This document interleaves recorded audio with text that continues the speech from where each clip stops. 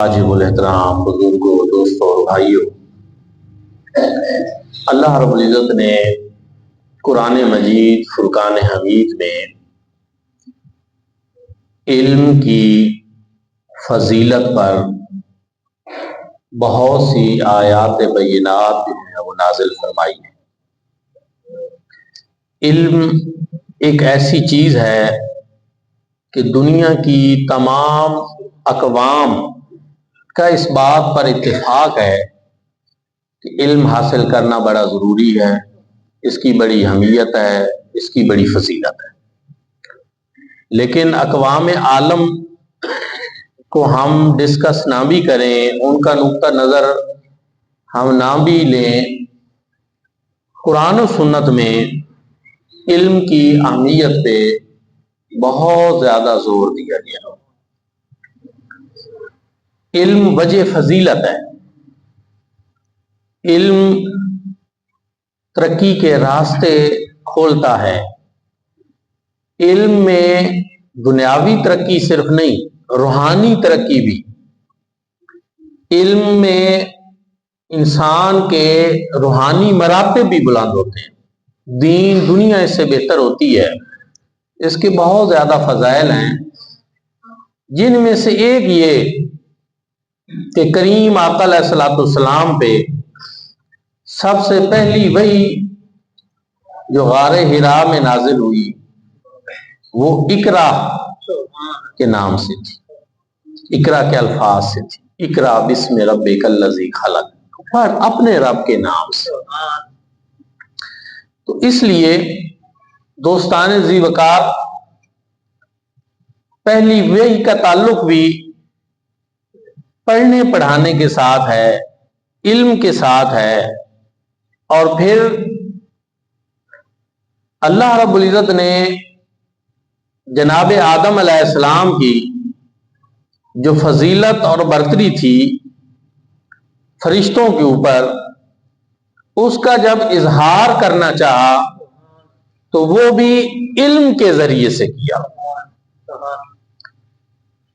بہت ساری چیزیں جن کے نام اللہ رب العزت نے جناب آدم علیہ السلام کو بتا دیے، فرشتوں کو لا علم رکھا۔ اور جب اللہ رب العزت نے یہ اعلان فرمایا کہ قال انی جاعل فی الارض خلیفہ، کہا میرے رب نے ارشاد فرمایا رب تعالیٰ نے کہ میں زمین پر ایک خلیفہ بنانا چاہتا ہوں۔ فرشتوں نے اس پہ ایک طرح کا اعتراض کیا یا اس پہ ایک اپنی رائے دی کہ قالوا اتجعل فیہا من یفسد فیہا ویسفک الدماء ونحن نسبح بحمدک ونقدس لک، کہ کیا اس لیے کہ وہ زمین پر فساد کرے، خون ریزیاں کرے، اگر بات تیری تسبیح اور تقدیس کی ہے اس کے لیے تو ہم ہی کافی ہیں۔ مفسرین کرام نے یہاں پہ بہت سارا بیان کیا ہے کہ فرشتوں نے ایسا جواب کیوں دیا۔ انہوں نے کہا اس وجہ سے کہ اللہ رب العزت نے ان کے سامنے فرعون، حامان، شداد، ابو جہل وغیرہ کی روحیں کر دی، نیک صالحین روحیں جو ہیں ان پہ پردہ فرما دیا۔ تو انہوں نے جب ان کو دیکھا تو انہوں نے اس طرح کا جواب دیا۔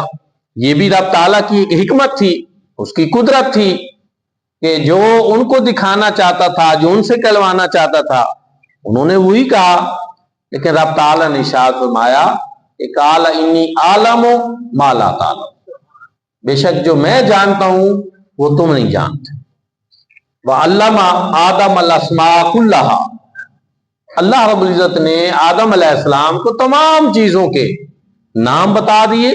فقال انبئونی، فرمایا کہ بتاؤ اگر تم جانتے ہو ان چیزوں کے نام، بِأَسْمَاءِ هَؤُلَاءِ إِن كُنتُمْ صَادِقِينَ، اگر تم سچے ہو۔ لیکن وہ نہیں بتا سکے۔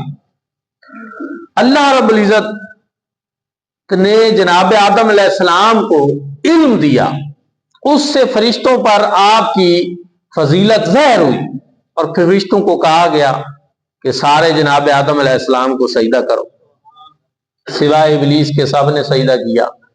اب دوستان ذی وقار وہ سجدہ سجدہ تعظیمی تھا، اور اس سے پھر ایک مسئلہ اور بھی پتہ چل گیا کہ شرک جو چیز ہوتی ہے وہ کسی دور میں بھی کسی ایک لمحے کے لیے بھی اس کی اجازت نہیں ہوتی، جو چیز شرک ہے.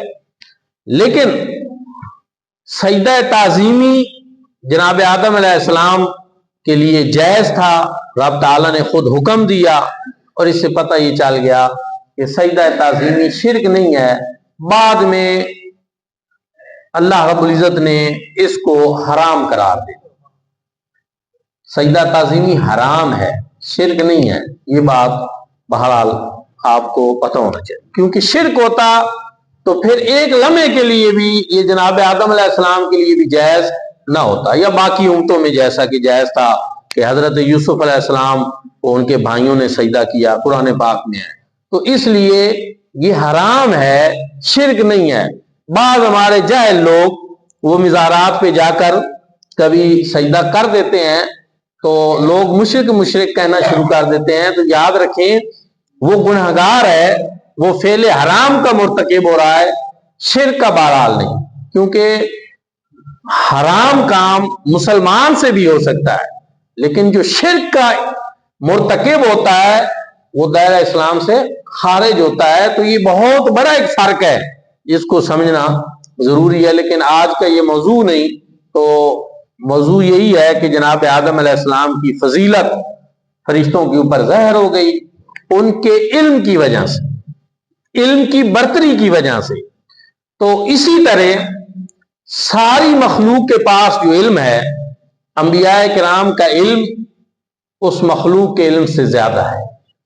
اور پھر جتنا تمام مخلوق اور انبیاء کرام سب کے سب ان کے پاس علم ہے، حضور نبی کریم صلی اللہ علیہ وسلم کا علم ان سب سے زیادہ. اور پھر ساری مخلوق، سارے انبیاء، حضور نبی کریم صلی اللہ علیہ وسلم کا جتنا علم ہے اللہ رب العزت کا علم اس سے زیادہ ہے. اس کو آپس میں ہم کوئی مثال بھی نہیں دے سکتے، کوئی برابری کی بات نہیں ہے. ایک فرق ہے بنیادی کہ اللہ رب العزت کے پاس جو علم ہے وہ اللہ رب العزت کا ذاتی ہے، اور تمام انبیاء کرام اور تمام مخلوق کے پاس جو علم ہے وہ اللہ رب العزت کا عطا کرتا ہے، وہ عطائی ہے. یہ فرق ہے. حضور نبی کریم صلی اللہ علیہ وآلہ وسلم کی فضیلت کے باقی انبیاء پر بہت سے پہلو ہیں، بہت سی فضیلت کی چیزیں ہیں. لیکن ایک چیز یہ بھی ہے کہ حضور نبی کریم صلی اللہ علیہ وسلم کا علم اور آپ کا مشاہدہ باقی تمام انبیاء سے زیادہ ہے. اور اس میں یہی ہے کہ حضرت ابراہیم علیہ السلام کا علم جو ہے وہ اللہ رب العزت نے بیان کیا کہ وَكَذَلِكَ نُرِي إِبْرَاهِيمَ مَلَكُوتَ السَّمَاوَاتِ وَالْأَرْضِ، کہ اسی طرح ہم نے دکھایا جناب ابراہیم علیہ السلام کو زمین و آسمان کے اندر جو کچھ تھا وہ ہم نے ان کو دکھایا. یہ ان کا ایک مشاہدہ تھا. یہ جتنا کسی کا مشاہدہ زیادہ ہو اتنا اس کا علم زیادہ ہوتا ہے، تو ان کا یہ بتایا گیا. اور وہ ایک جلیل القدر نبی ہیں، حضور نبی کریم صلی اللہ علیہ وآلہ وسلم کے جد امجد ہیں، اور ان کی بڑی عظمت و شان ہے. لیکن حضور نبی کریم صلی اللہ علیہ وآلہ وسلم کا مشاہدہ یہ ہے کہ جو کچھ تمام انبیاء نے دیکھا وہ سارے کا سارا مصطفیٰ کریم صلی اللہ علیہ وسلم نے دیکھا.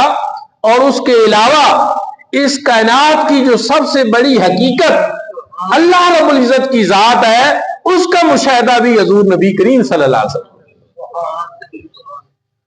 تو وہ اتنا بڑا مشاہدہ ہے، اتنا بڑا علم ہے کہ کوئی اور اس کی برابری نہیں کر سکتا. حضور علیہ السلام کی یہ بھی ایک بہت بڑی فضیلت ہے علم کی بنیاد پہ. جہاں اور فضیلت کی وجوہات ہیں وہاں ایک یہ بھی ہے کہ حضور علیہ السلام کا علم جو ہے وہ باقی سب لوگوں سے زیادہ ہے، انبیاء سے بھی زیادہ ہے.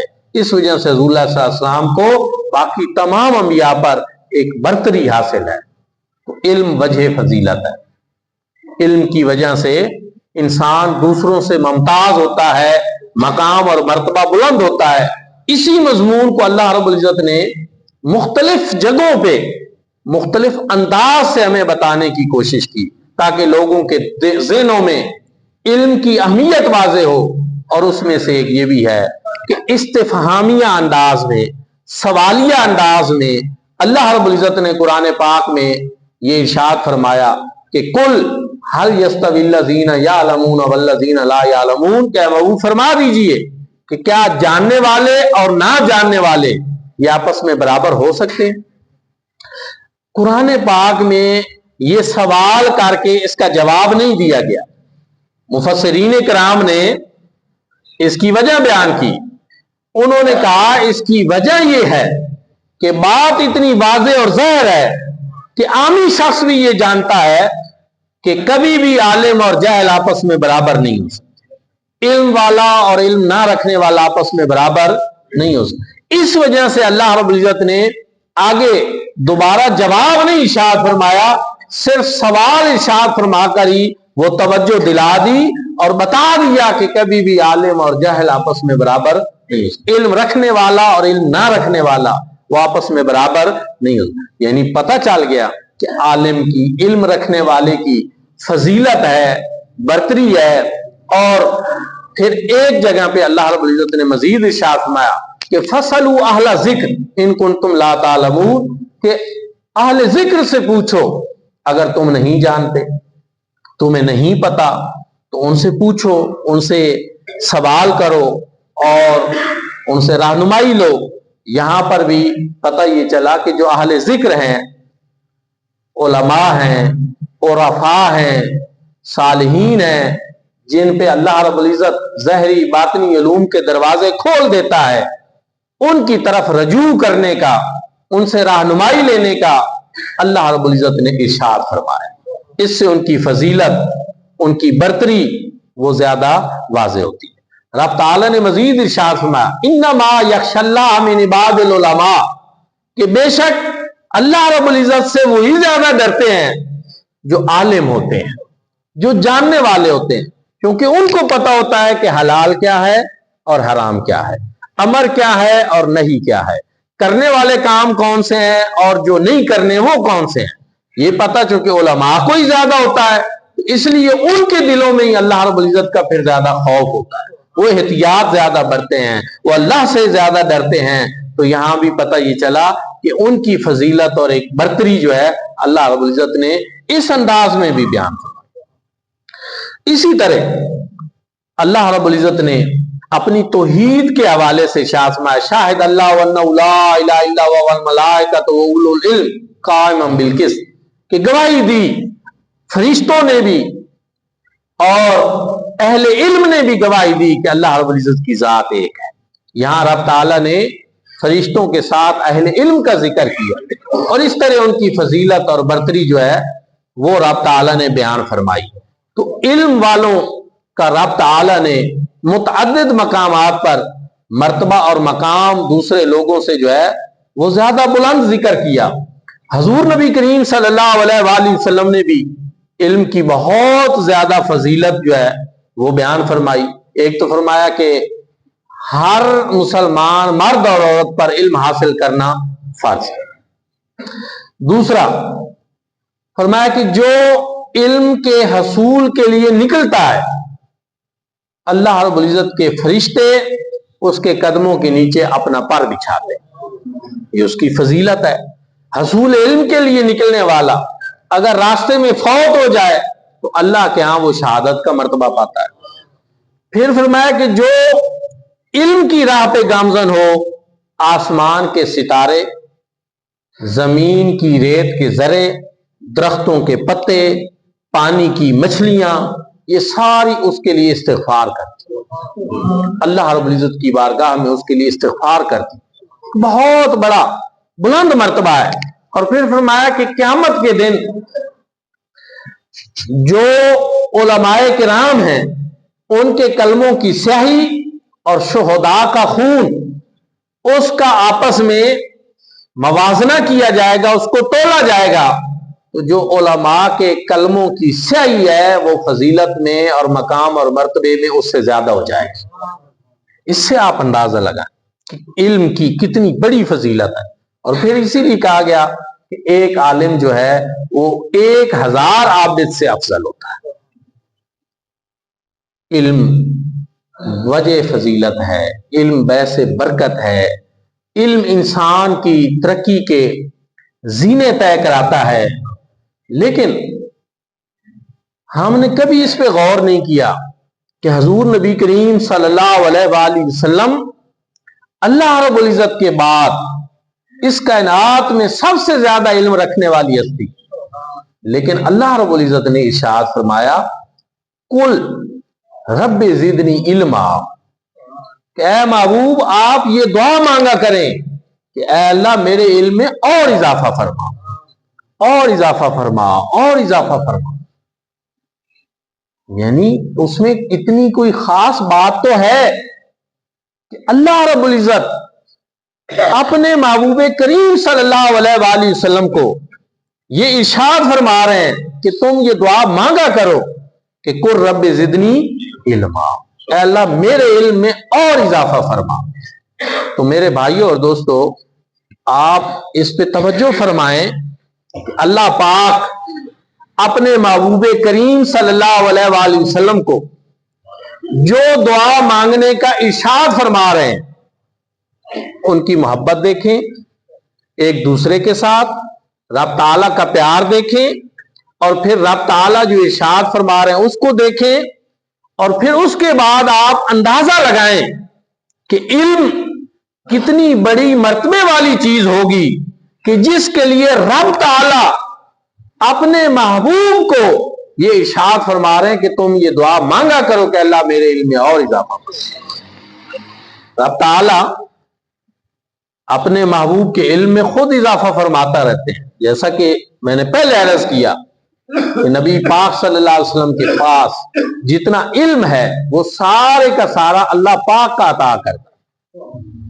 لیکن یہ دعا مانگنے کا حکم قرآن پاک میں ارشاد کر کے امت مصطفیٰ صلی اللہ علیہ وآلہ وسلم پر بھی علم کی اہمیت کو واضح کرنا تھا کہ وہ بھی اس پہ غور کر لیں، وہ بھی اس چیز کو سمجھ لیں کہ اللہ رب العزت اپنے محبوب کو علم کی اضافے کی دعا کا ارشاد فرما تاکہ امت مصطفیٰ صلی اللہ علیہ وسلم کی رغبت بڑھے.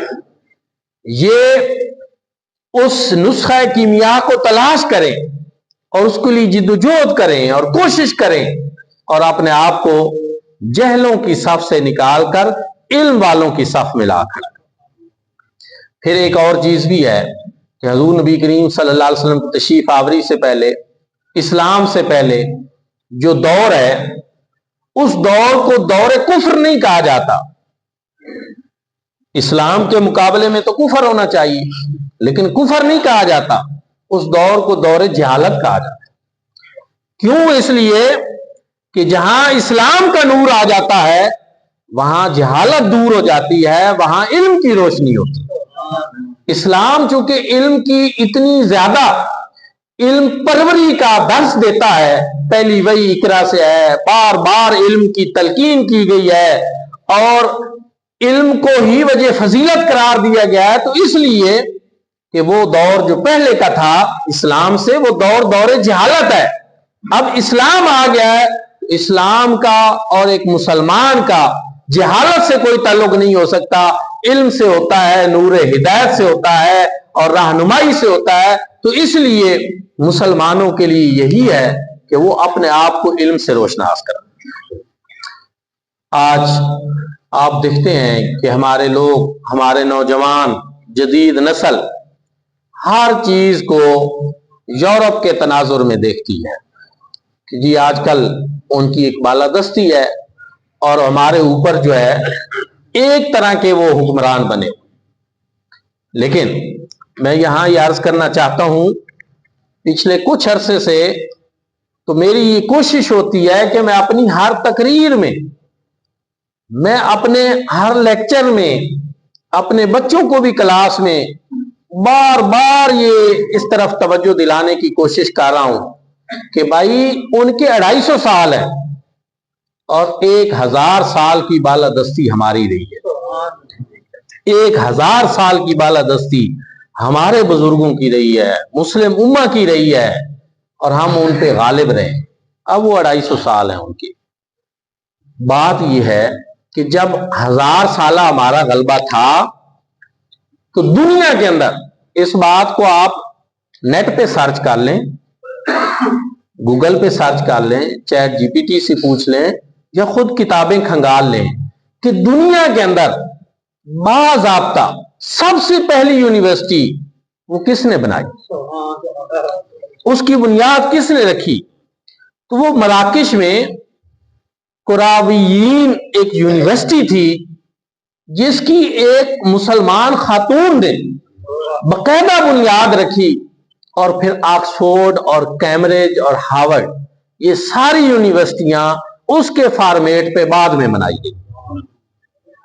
ہم تہی دامن نہیں ہیں، ہم کوئی ایسی قوم نہیں ہے کہ جس کے پاس کوئی پیچھے تاریخ نہیں، جس کے پاس پیچھے کوئی اپنا علمی ورثہ نہیں، لیکن ایک تعلق ٹوٹا۔ اس کی بہت سی وجوہات ہیں، میں نے کئی مرتبہ بیان کیا۔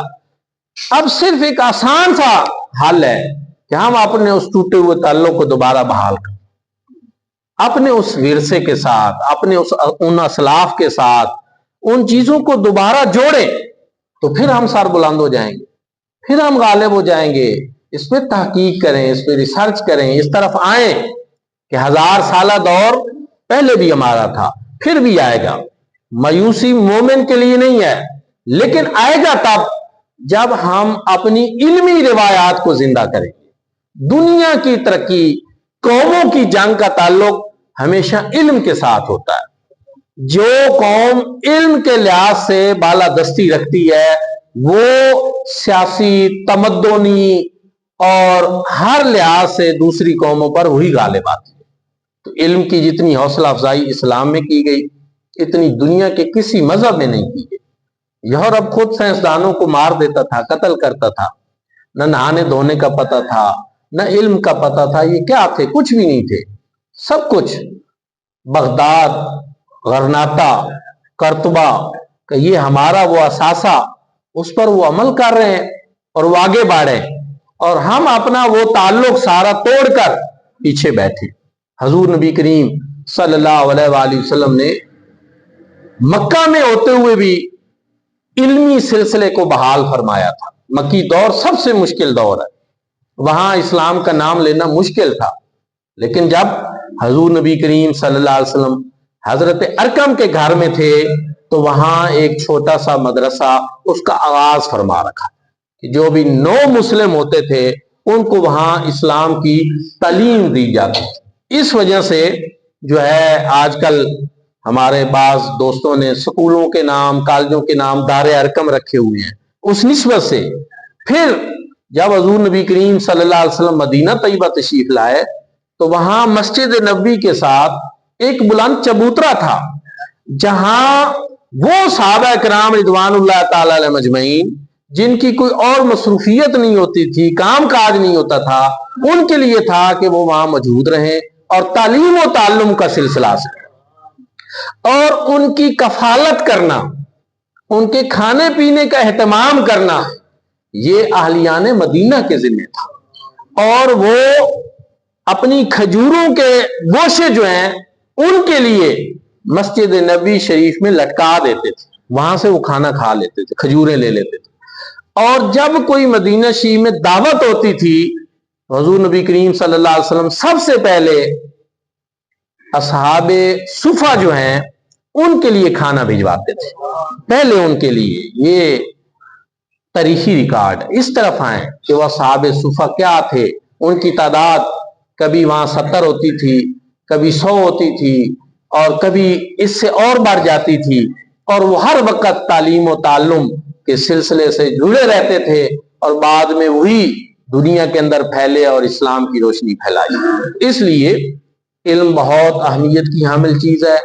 اور پھر آخری بات یہ ہے کہ جس علم کی ہم بات کر رہے ہیں وہ صرف دینی علم نہیں، ہر طرح کے دینی اور دنیاوی علوم جو ہیں، امام غزالی نے احیاء علوم الدین میں بڑی وضاحت کی ہے کہ محمود علم کون سا ہے اور مذموم علم کون سا ہے۔ وہ کبھی تفصیل سے آپ پڑھیں، ابھی اس کا وقت نہیں، کہ ہر وہ علم جو خدا شناس کرے، جو انسان کو خود شناس کرے کہ میں خود کیا ہوں، کس مقصد کے لیے ہوں، وہ علم محمود علم ہے۔